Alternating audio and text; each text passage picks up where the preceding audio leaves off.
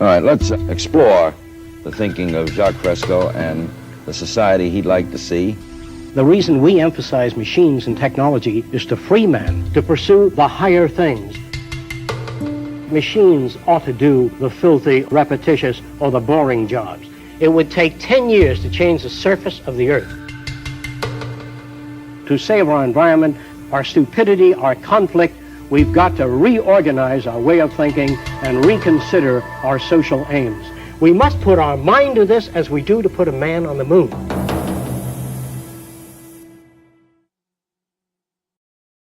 Like many kids, when I was 6 years old, I dreamed of flying in space. I'm old enough that back then the only astronauts were Flash Gordon and Buck Rogers. Watch guards will blast them to pieces before they land.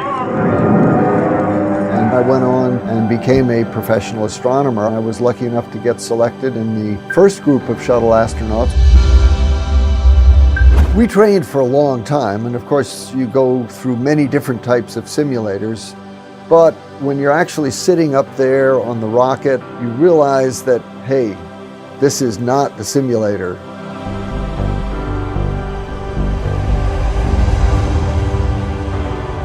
The whole vehicle is shaking a little bit on the pad. And then you hear this roar down beneath you, and the whole shuttle tilts forward a little bit. And then as it comes back to the vertical position, then all of a sudden, wham, the solid boosters ignite. And there's an incredible vibration and noise. And for the next 2 minutes, there is just so much power that you're sitting on top of.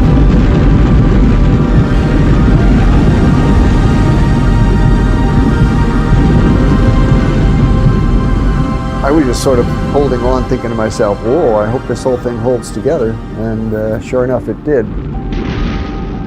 Of course, by that time, looking out the window, the blue sky has already turned to the blackness of space.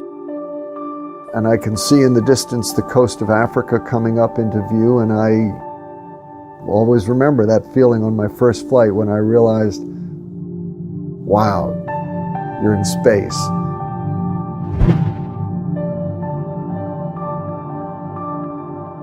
You see from orbit the sunrises and sunsets 16 times every 24 hours. Flying over the Earth at night, in particular, gives you a real sense of human civilization. Because during the day, you look down and you see the colors of the Earth, you see the forms of the landmass of the continents. There's a lot of beautiful things to see during the day. There's also the view of the impact that humans have had on our planet, and that can be pretty scary. Over the course of 11 years of flying, I watched as the Amazon jungle was continually being deforested. At night, you constantly see agricultural burning all over the world. So you could see harbors being silted up. You could see in Africa how the tree line would go up every year. And of course, we know about global warming and what we're doing to the atmosphere. That's the other thing that you really get a sense of from space, is how thin our atmosphere is.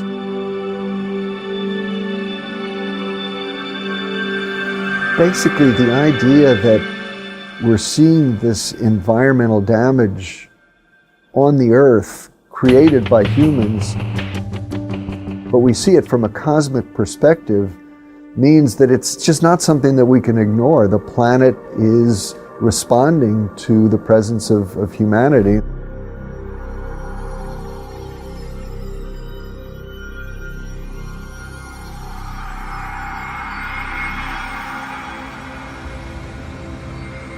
The Earth is a very small stage in a vast cosmic arena.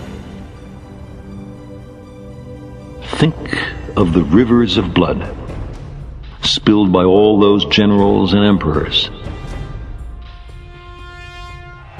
so that in glory and triumph they could become the momentary masters of a fraction of a dot. Think of the endless cruelties visited by the inhabitants of one corner of this pixel on the scarcely distinguishable inhabitants of some other corner. How eager they are to kill one another. How fervent their hatreds. Our posturings, our imagined self-importance. The delusion that we have some privileged position in the universe are challenged by this point of pale light. Our planet is a lonely speck in the great enveloping cosmic dark. In all this vastness, there is no hint that help will come from elsewhere to save us from ourselves. From ourselves.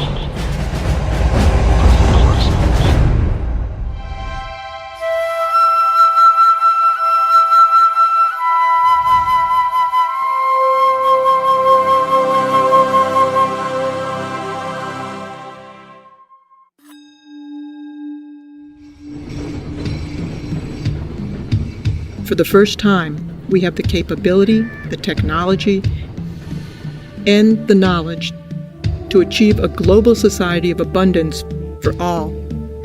We cannot continue as we are, or the consequences will surely be dire.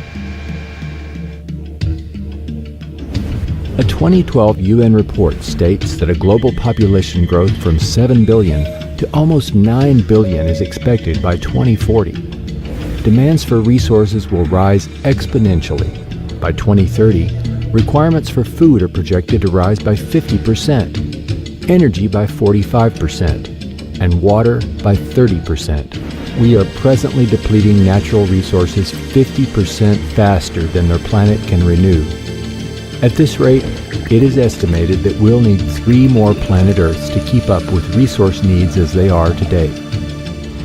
What is the 6th extinction? Is it happening right now? What's the cause of it?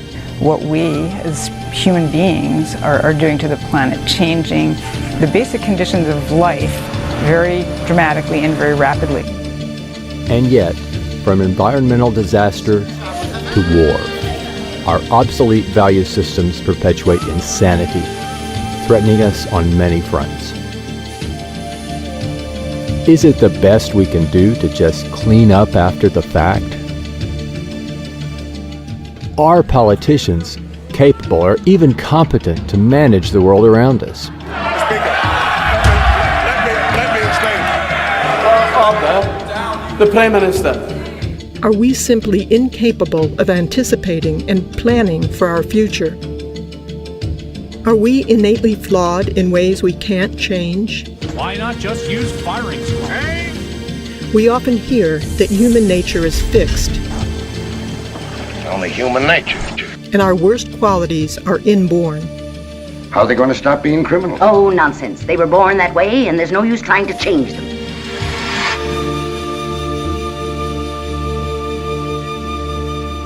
I think it's difficult to talk about a specific human nature like we talk about fixed or modal action patterns in non-human species, but clearly in humans, learning plays the major role. In fact, I refer to humans as the learning animal because humans learn more than any other animal.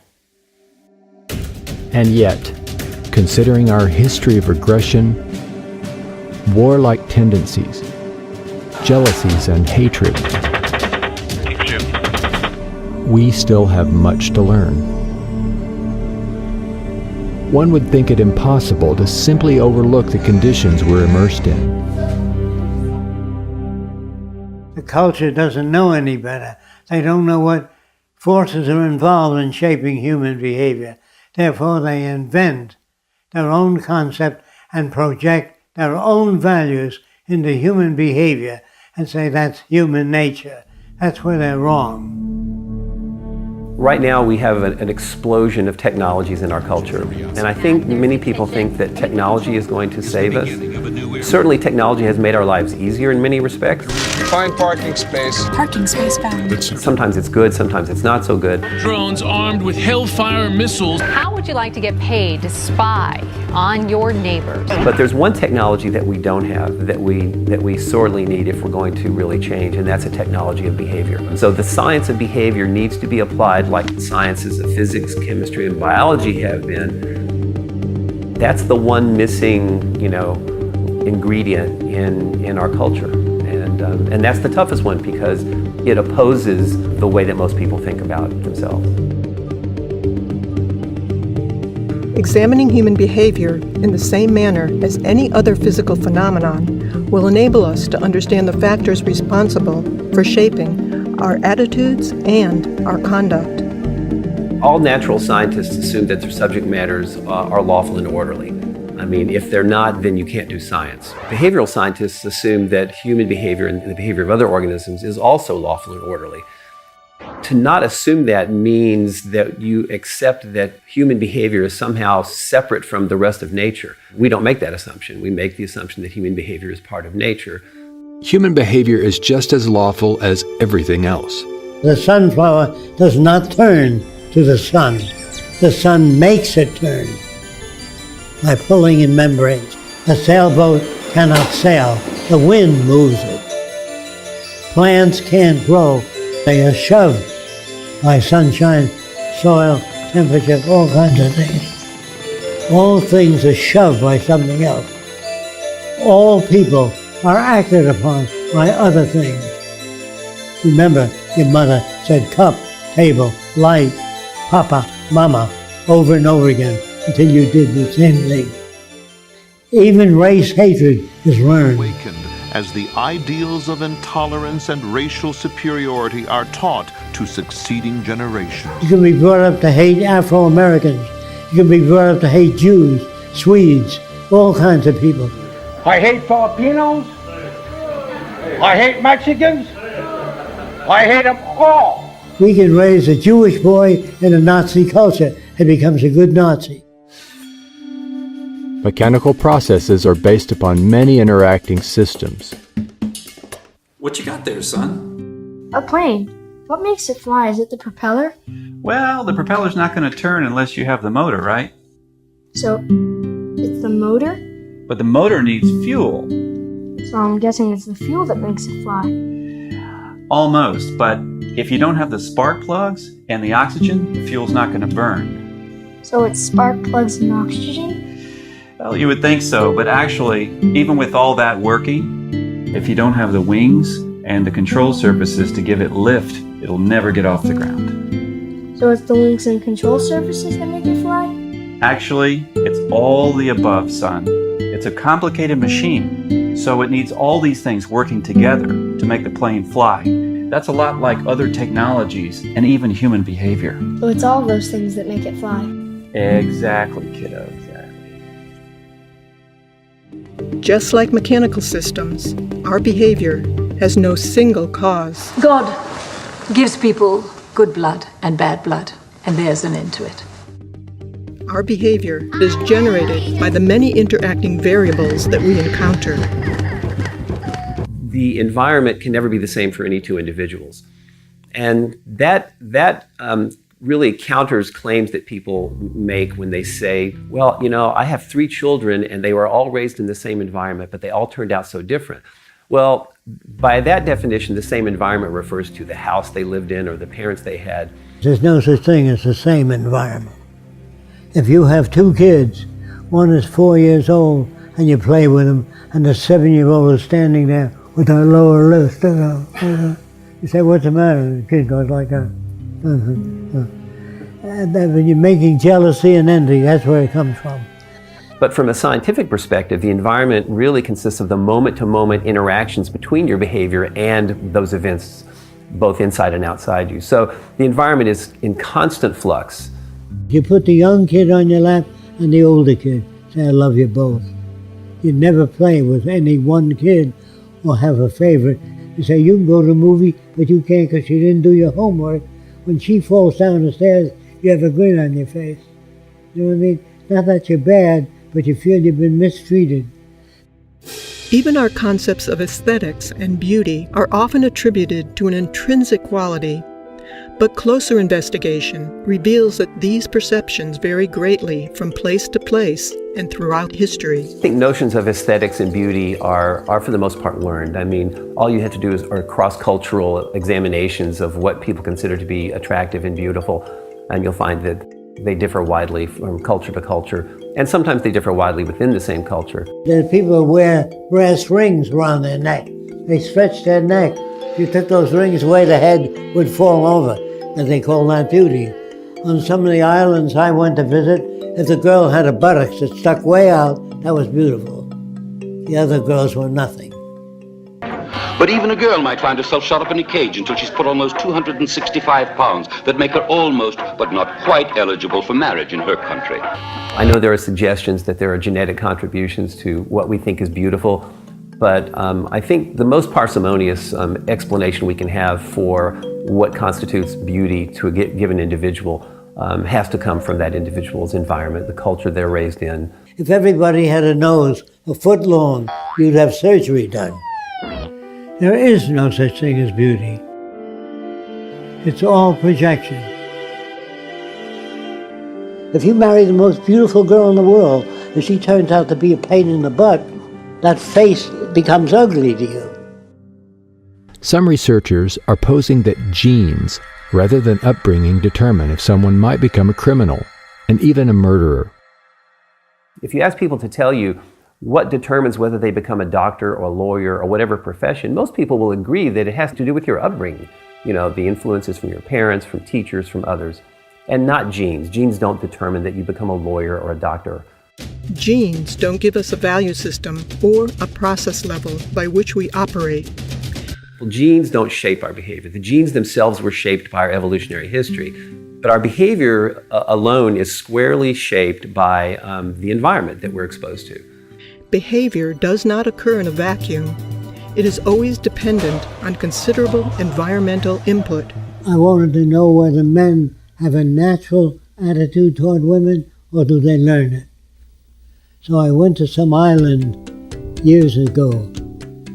But the interesting thing about the islands is they wore no clothing. And I never saw a male stare at the female body. Children swim nude when they're babies, boys and girls together. There was no peeping toms on the island. There was no pictures of nude women up on the wall in their huts, because it was a normal thing to be nude. They said to the girl, "Me like you," and they stroked them from the top of the head all the way down. But they didn't go for the breasts. Men go for women's breasts in this country because they're taught, hey, get a load of that chick. And whose fault is it? It's not the Democrats' fault. And it's all Obama's fault. Of course, the traditional notion, which is one that gives the individual personal responsibility and autonomy, is one that gives the individual credit for his or her behavior, and also, on the other hand, blames the individual for his or her behavior. Blaming people for their behavior is one of the most detrimental things of our so-called advanced culture. Their behavior is shaped by the culture they're brought up in. And of course, that's built upon or based upon an assumption that we are free and we freely choose our behavior. But a scientific perspective actually takes the opposite viewpoint. The scientific perspective is a determinist one, which suggests that our behavior is lawful and orderly. Our behavior is caused. There's no serial killer that doesn't have a background that made him that way. Every gangster, every New York gangster is made that way by associating with people like that. Our social and legal systems blame and punish the individual. Yet these attempts to modify conduct by punitive means ignores the person's background and surroundings, which shape that behavior to begin with. From old school prison gangs to disruptive street gangs, it's a dangerous mix for staff and inmates alike. Research shows that learning also changes the physical and chemical structure of the brain. Obviously, there are many contributing factors, but genes play a small role in comparison to the effects of the overall environment on how we learn. No Chinese baby was ever born speaking Chinese. Did you know that? They had to go to school to learn the language. No French baby was ever born speaking French. No matter how many years the parents spoke French, they have to learn it. Our cerebral cortex is really built on plasticity. Our behavior is very malleable and very adaptive. We're the most adaptive creature on the planet. And if you look at the history of humankind on the planet, you can see that we've learned to adapt to every single environment on the planet. The only difference between a preacher and a thief is the environment they're reared in. We don't come to our own conclusions without any outside influences. We don't change our minds. Our minds are changed by events. Heard about them Wright brothers? No. They say they want to build themselves a flying machine. They ain't never gonna be no flying machine. If God wanted them to fly, he would give them wings. Yeah. Our minds are changed by events. I changed my mind. Yeah, me too. If you're born with a brain that's more effective, faster than the average brain, you become a fascist faster if you're brought up in a fascist environment. A good brain cannot describe that which is significant. A brain has no mechanism of discrimination. Only experimental evidence determines that. If the surroundings that establish our values remain unaltered, in spite of the urgings of poets, priests, and politicians, the same behavior and values will persist. If you tell people that you're not the fish in a certain area, if you don't provide food for those people and the means of living, they will violate those laws. All laws have to coincide with the nature of the physical world. But it isn't the law that prevents crime. It's if you meet the conditions. These days, rhino poachers come by helicopter, armed with powerful tranquilizers and a chainsaw. Rhino horn is now worth more than gold. If people are unemployed, they will do whatever they have to do to feed their family. So if you make a law and say that you're not to steal food, they will steal food if that serves their family needs. Any law that's made by man that doesn't fit the circumstances of reality will be violated. Higher ideals and aspirations that people hope for can't be realized when there is deprivation and war. If you want to go bomb somebody, there's remarkably little discussion about how much it might cost, but when you have a discussion about whether or not we can assist people who are suffering, then suddenly we become very, cost conscious. No culture evaluates human behavior in this way. If they did, they would question what is it that generates greed, bigotry, inequities, and war. They bring you up with the values that put them in power. Unfortunately, all societies to date have indoctrinated people toward values that perpetuate those in power.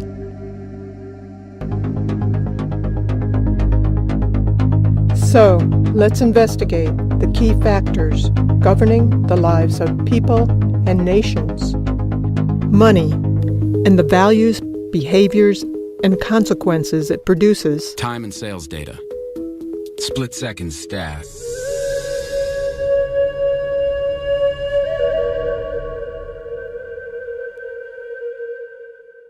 As a remnant of antiquity, money now largely serves as a mechanism of corruption, deprivation, and control in the hands of a few. It's corrupted everything. I mean, every institution that we live in is corrupted by money. What's fascinating to me is that we can become enslaved by something that we've created. Not physically, but just mentally enslaved by a notion that was invented by humanity. It is archaic because I think we've grown past what money can do. It is well enough that the people of the nation do not understand our banking and money system, or if they did, I believe there would be a revolution before tomorrow morning. Henry Ford, Ford Motor Company. In a desperate attempt to survive, many work multiple jobs. They may steal, lie, or embezzle. So stress-producing that the average person worries about rent, losing their job, can't pay off the house. On a bigger scale, the profit motive creates a ruthless cycle of devastation. Illness, pollution, and war are accepted as normal. You have sort of a wartime economy that begins to be self-perpetuating, and you have powerful people inside of a power vacuum, really, who see it as in their interest to perpetuate the conflict. But it does benefit the few at the top who live parasitically by the manipulation and control of money. The banking system right now is effectively enslaving individuals, enslaving students, enslaving institutions, and sucking resources from them. They set it up so that there would be private central banks that could charge everybody interest on the currency and allow themselves to get rich without having to do anything. Who's been doing all of this? It's a group of bankers, the Federal Reserve System, that's a private system. The Fed is a private bank owned by private stockholders. Do not let the name Federal fool you. In 1913, which is when Woodrow Wilson allowed the Federal Reserve System legislation to be passed, most of the Congress people had gone home. This legislation turned the central bank system of the United States over to the Federal Reserve Board, making them the only group that could issue Federal Reserve notes or U.S. dollars.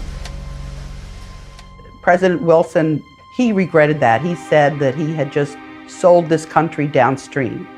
A great industrial nation is controlled by its system of credit. Our system of credit is concentrated. The growth of the nation, therefore, and all our activities are in the hands of a few men. We have come to be one of the worst ruled, one of the most completely controlled and dominated governments in the civilized world. A government by the opinion and the duress of small groups of dominant men. President Woodrow Wilson, 1916. It's a fiat system that we operate under, and it's actually someone punching numbers on a computer somewhere. That is how we manufacture money today. There's nothing backing it, there's nothing behind it. When government spends more than it collects in taxes and needs money, it does not print its own money, but borrows from the Federal Reserve in exchange for U.S. bonds, which the Fed provides at interest. When people and corporations want money, they go to banks as well. The system is rigged. If a bank buys a $100 bond, the bank gets to lend out 10 times that amount, or $1,000. They created the extra funds from nothing. No money, gold, or anything to back it up. The bank also gets back the loans with interest for all the money lent. Money is created this way from the simple signature of a borrower with the promise to pay it back. And to make matters worse, very often people are paying the amount back many times over due to the interest. This is the process by which individuals, companies, and governments acquire money. It is respectably referred to as fractional reserve lending and is used globally by most other banking systems, keeping people and entire nations in perpetual debt. So if you just keep printing dollars with no backing, at a certain point, people lose confidence in the currency, and that's what's happened. The banking system right now is in the business of manufacturing risk by creating debt for individuals and people. And so there is the risk that those people will not pay that debt back. But the liabilities for the risk have been and continue to be assigned to the U.S. taxpayer in the U.S. currency. We're now sitting in a situation where the world's currencies are about to crash. Nobody knows how long it's going to take, but the Federal Reserve System has been printing dollars like there's no tomorrow. You have what is effectively a criminal enterprise based on the manipulation of people's attention, resources, and time in order to extract value from them. They're stealing money from us that way. They're stealing the result of our efforts and our labor. And that is something that has grown as a cancer on our society. These bankers are all part of a system called the Bank for International Settlements. Most people, even in business and banking, don't understand this bank and its role as the BIS. They own 40% of the assets of the 43,000 companies that are traded on the capital markets. The bank runs itself. It has a board of directors which is composed of 15 governors of central banks from around the world. And they pull down 60% of the annual earnings. They bought up all our media, and that media is hoodwinking citizens. The media has morphed into just peddling the corporate interests of the money masters that control the political establishment. There's about 118 boards of directors that sit on these 5 giant media corporations. And they all serve different boards, of Monsanto to weapons to food. So when you have all these interests bleeding together, it's that much harder to differentiate what interests you're seeing laid out in the mainstream media. Fair, balanced. If you want to understand power, you have to understand who nominates candidates, not understand who votes for candidates. Our system is not a democracy. The percentage of our population that participates in the nomination process is literally less than 5% of the population, and really less than 1% of the population. If I was in control of the nominating process of everything that everybody ate, and I always nominated cheeseburgers or fried chicken, and I told you that it was a democracy and you could eat anything you want as long as it was a cheeseburger or fried chicken, would that be a democracy? I could sell it to you as a democracy because I don't decide whether we eat cheeseburgers or fried chicken. You get to vote in a very large and well-publicized election as to whether we're going with fried chicken or cheeseburger. And people organize into very tribal groups, being very anti-fried chicken and very pro-cheeseburger, or they'll explain to you exactly why cheeseburgers are going to be the end of the world and why fried chicken's going to save you. Those who can afford it hire lobbyists who essentially buy politicians. Most of the time, either party will suit their needs. Definition of a lobbyist in the United States is someone who advocates for someone else and is getting paid for it. The laws then enacted are quite often written by the corporations to benefit themselves. Professor Thurber sees an underground explosion in lobbying and estimates the industry actually brings in more than $9 billion a year, exceeded only by tourism and government. The reason that we aren't changing things right now is the banks have lobbyists in Washington in numbers I've never seen. Lobbyists are strictly there to buy access. They are not there to enhance the democratic process. Families and working people just don't have that kind of representation, power, or influence to look after their needs. They've designed the system to reinforce and, in a sense, finance themselves based off of special interests. Everything that was around in 2007, 2008, that we get so scared about, the mortgage-backed securities, the credit default swaps, the other derivatives, they still exist. They absolutely do. And yes, there's higher capital requirements for the banks, so they can't be as leveraged, but those are not that high. And if we don't have a media that's providing who's really like writing these bills and passing this legislation and what it's all for and who it serves, then we're living in an illusion. Well, I think that generally the laws in this country are written by the wealthy and the powerful, because I think by definition that's who controls the legislatures and the commanding heights of the power system in this country. And that's a scary reality, because you can pay your way into having laws implemented that serve you and your corporation as you would like them to serve. The complete impunity that corporations have to operate unabated and pollute the entire planet. A major spill of toxic coal ash is raising questions again about the safety of water and the government regulators overseeing industry. There's zero accountability. Other than slap on the wrist of a couple fines here and then. Slave labor to the exploitation of resources on the planet. The slap on the wrist of industries that pollute, cut corners, and violate policies will continue as long as it's profitable to do so. JP Morgan paid $13 billion in fines last year. If you have that much money in order to just pay fines, and they put away $19 billion for paying fines. JP Morgan is paying $410 million to settle charges with the government, but JP Morgan is not admitting any wrongdoing. Goldman Sachs settled early on in this case for $550 million without admitting wrongdoing. UBS has agreed to pay about $50 million. Under the terms of the settlement, UBS did not admit any wrongdoing. Well, I think that people commit the crimes that they're in a social position to commit. I think it was Bertolt Brecht that asked, which is a greater crime, to rob a bank or to own one? And I think as we've seen from everything from the savings and loan scandals to the Wall Street meltdown, that all too often the owners of the banks are frequently looting the institutions that employ them. They commit all manner of illegal acts, and yet they're very rarely prosecuted for them. And throughout history, there's been very little, I think, pretense that the government has always acted as an agent for the wealthy class. Yes, there might be idealistic politicians that got into the game to change the world, but if they're good, any good at their job, they're no longer changing the world. They're serving the interests of their donors if they want to rise in the world of politics. They say, write your congressman. Who the hell is this jackass that you have to write? He should be at the forefront of technology and knowledge. You don't have to write him. I'm sure most of you have flown in airliners. You don't have to write the pilot saying you're flying at an angle. Straighten out, God damn it.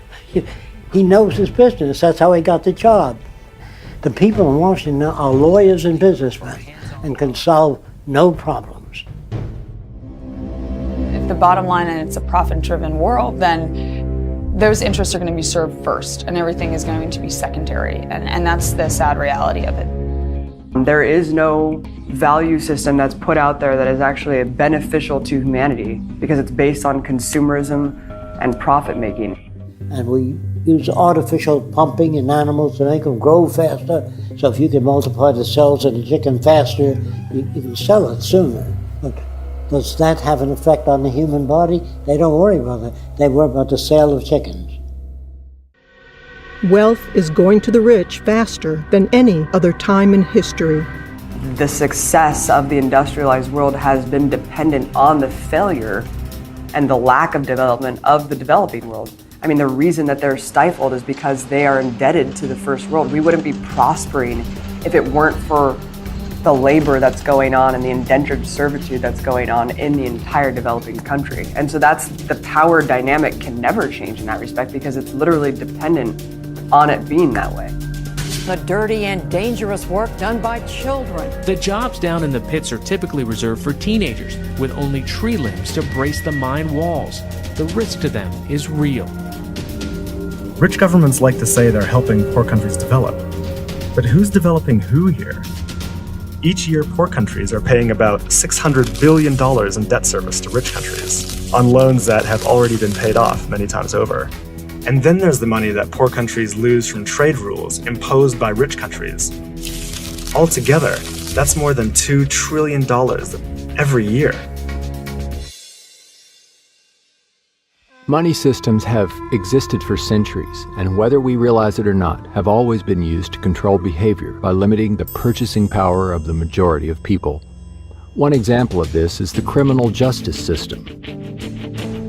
Many proclaim prisons don't work, but ultimately, prisons are a resounding success as a tool for social control to safeguard the political and economic established system.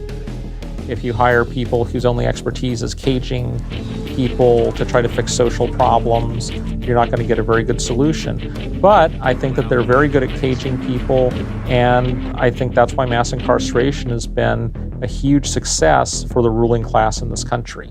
The United States is really number one in a lot of things, and I think the biggest thing that we can say that we're number one in is how many people we lock up. And the United States has roughly 5% of the world's population, but we've got 25% of the world's prisoners. China has 4 times as many people as the United States does and half as many prisoners. The United States has more prisoners than the Soviet Union did at the height of the purges and the collectivization in the 1930s and the infamous Soviet Gulag.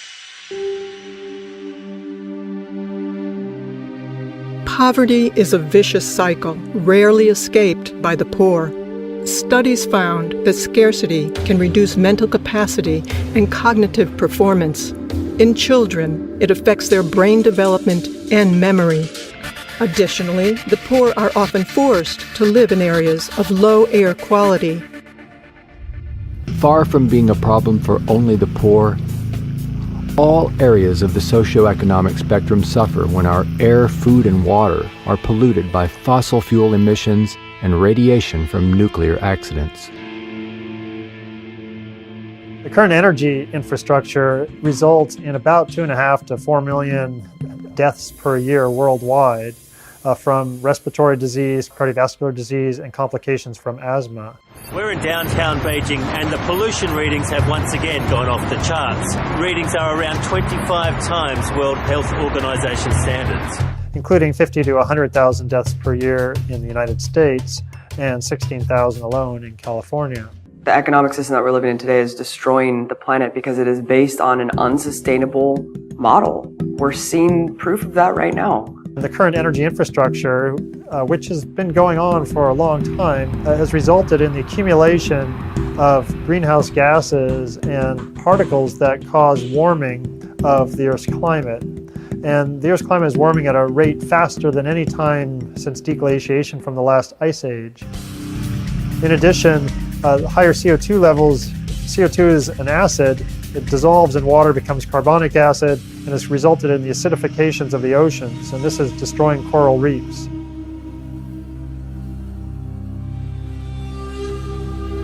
We have to realize our planet does have a certain amount of regenerative power, and there's no question that we've been through numerous worldwide extinctions. We have fossil records of that, and the Earth has recovered.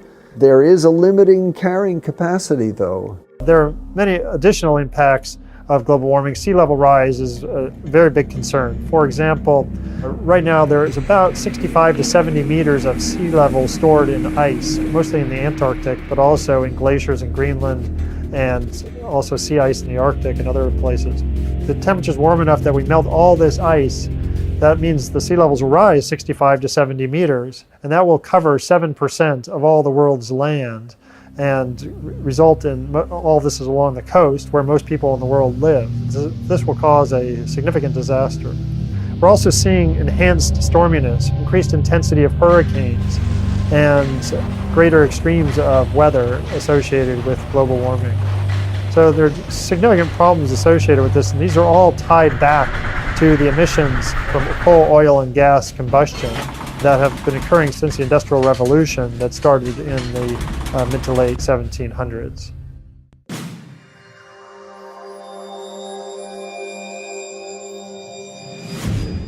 It is probable that war itself could be our undoing, let alone the environment. Our brutal, competitive behaviors are not human nature, but simply a result of scarcity, making us all competitors in the fight to attain what we need to survive. And while scarcity is naturally occurring, it's also intentional in industries and governments for profit and national interest. As long as nations are immersed in scarcity, we will continue to have conflicts between people. Crimes, murder, and other violence, to all-out war, the ultimate expression of human stupidity. The ground shook in the U.S. bombardment. Bomb the heck out of them. These behaviors must be surpassed if we wish to survive. That's the best recruiting tool for Al-Qaeda. This guarantees the cycle of violence will go on. And with our technological ability to provide for all, we must take steps towards a different approach. Or the endless cycle of booms, busts, and war will continue. No! Peace in our time! Yeah.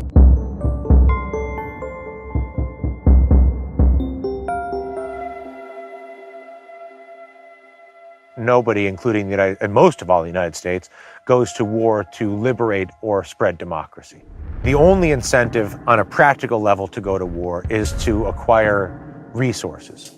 In the United States case, it frequently is either energy resources, shall I say, supporting political alliances to preserve access to energy resources.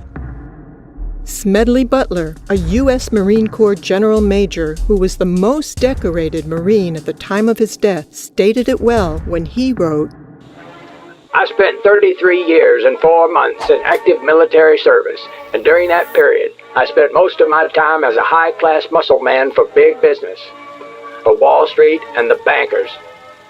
In short, I was a racketeer, a gangster for capitalism. I helped make Mexico safe for American oil interests. I helped make Haiti and Cuba a decent place for the National City Bank boys to collect revenues in. I helped in raping of half a dozen Central American republics for the benefit of Wall Street. I helped purify Nicaragua for the International Banking House of Brown Brothers. I brought light to the Dominican Republic for the American sugar interests. I helped make Honduras right for the American fruit companies. In China, I helped see to it that Standard Oil went on its way unmolested. Looking back on it, I might have given Al Capone a few hints. The best that he could do was operate his racket in 3 districts. I operated on 3 continents. War is a racket. It always has been. A few profit and the many pay. But there is a way to stop it. You can end it by disarmament conferences. It can be smashed effectively only by taking the profit out of war. Our universities today are better equipped than ever. Best microscopes, the best scientific equipment, and the bombs are getting worse. The wars are getting worse. Killing is getting worse. You don't need to kill people, bomb cities. There's something wrong with our culture, very wrong. To blame any individual or corporation does not get at the root causes of the problems. The structure of our socio-economic system itself has everyone out to meet their own needs, creating a predatory, competitive environment. Attempting to find solutions to the monumental problems within our present society will only serve as temporary patchwork, prolonging what is quickly becoming an obsolete system.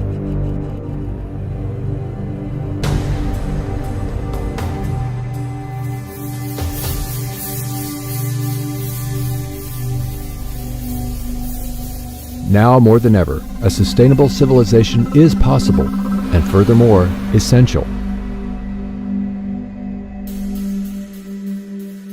Our social designs, language, and values have evolved from ages ago. The reality of scarcity in earlier times shaped our behaviors and remains deeply entrenched in all cultures today.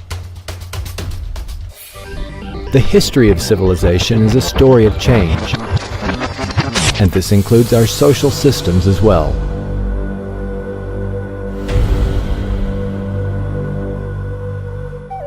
Our earliest enlightenments were but stepping stones in the sequential development to our present science and technology, which could now produce and distribute abundance to everyone.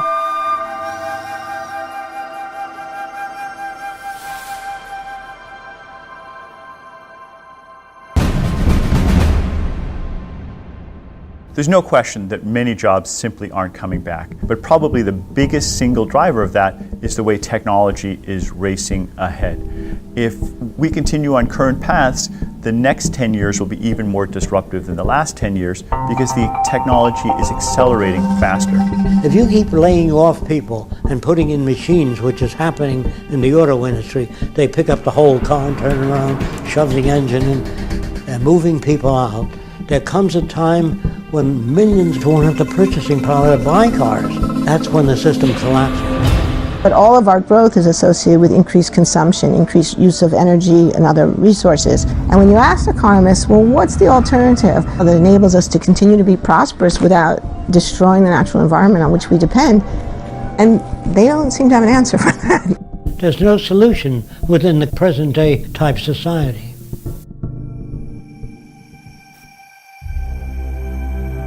The Venus Project proposes a workable alternative.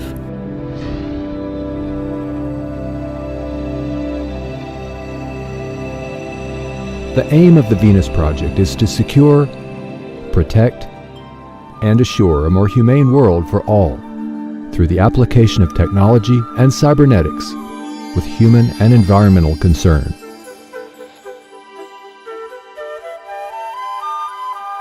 People need information to be able to move into the future intelligently.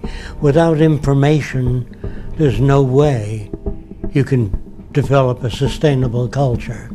It can't be done politically because the problems are technical. If you succeeded in arranging for the most ethical people in the world of the highest morality and put them in government, when your lights fail in your house, you need an electrician. When the dams don't generate enough electricity, you don't need a highly moral politician. You need an electrical engineer. So our problems in the world can be solved by technical people.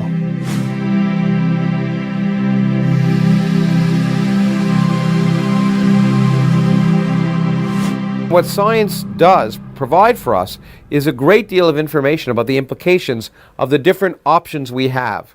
So science helps us make better decisions by informing those decisions. And that's why it's a shame to turn away from science in the public arena. Science is not an emotional way, not a wishful thinking way, but a rational way of seeing what the connections are. That's what science is about. How could that not apply to everything? Well, the scientific method, quite simply, is a process by which you can try and distinguish what accurately describes the universe from what doesn't. It involves several steps.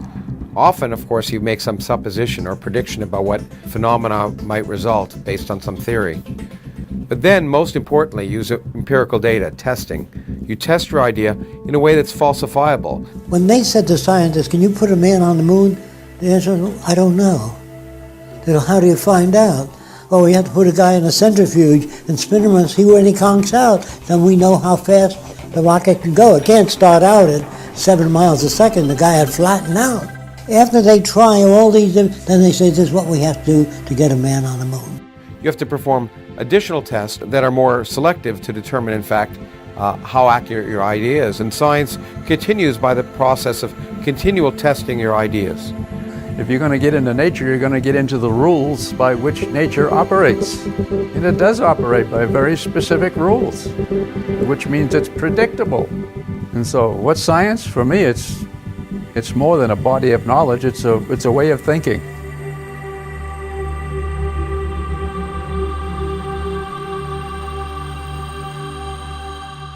Now, language itself is subject to interpretation.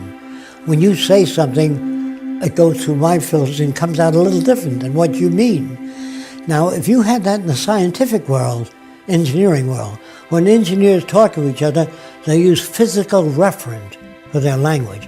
If they all interpreted what they think the other guy meant, you couldn't build bridges, they'd collapse. So in medicine, when a doctor says hemostat, the nurse doesn't hand him a towel, she hands him a hemostat. So that language is very precise. The thing about science is it's independent of culture, religion, language, everything. That's why scientists from around the world can work together. We all speak the same language. They're talking specifically. A wonderful thing about a blueprint, if you give a blueprint of an automobile to Italy, China, France, they all turn out the same automobile because it has uniform interpretation. I was just giving a lecture about two very important results which vastly disagree. What did the two groups do that vastly disagreed? They decided to work together. And their interest was determining what nature tells us, not what they wanted to be true. There's no Chinese way of building airplanes. There's a mathematical way. Oddly enough, we've never applied the methods of science and engineering on a global scale to achieve a more just and equitable social arrangement. Our failure to do so leaves us continuously on the brink of oblivion. Scientists were never asked to design a society without automobile accidents. They were never asked to design a city that's self-sufficient. You know, when you took the Manhattan Project, they were supported, so they built the atom bomb. We're working on the wrong things.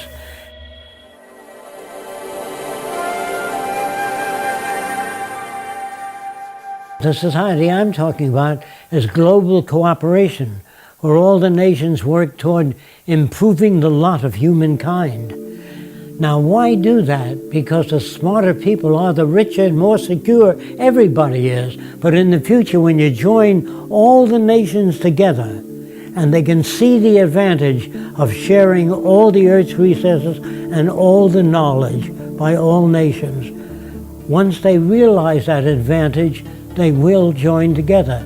If they do not, they'll kill each other. That's what endless warfare has led to.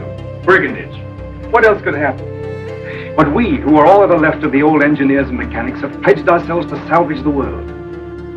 We're the last trustees of civilization when everything else has failed.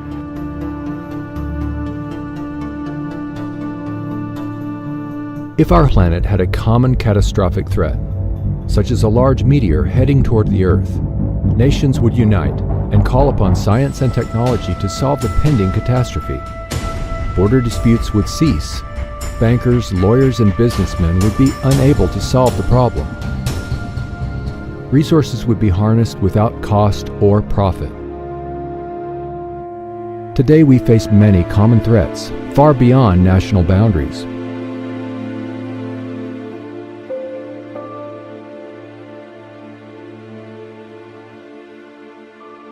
In the world today, we have enough resources to solve most human problems. We can build cities, hospitals all over the world if we use resources.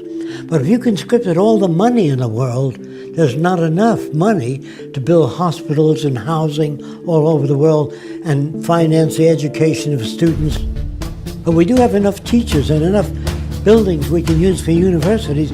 We have the resources. Money is an interference because it limits our ability and it limits our dreams.